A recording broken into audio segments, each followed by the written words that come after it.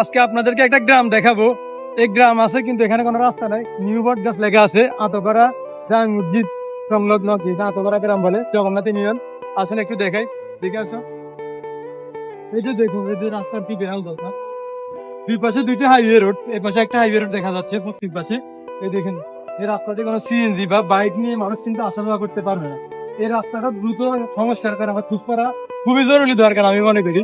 আপনারা দেখেন আমার পাশে আরেকটা রাস্তা দেখা যাচ্ছে, পশ্চিম পাশে আরো একটা রাস্তা আছে। মানে এদিক থেকে ওইদিকে কিভাবে যাবে? ওই গ্রামের মানুষগুলো যেতে হলে হয়তো ফাঁসিকোট গাছ যেতে হয়, নাইলে চিওরা থেকে ঘুরে আবার গ্রামে যেতে হয়। আপনারা দেখেন এই রাস্তা থেকে মানুষ চলাফেরা করতে পারে কি? সামনে আসো।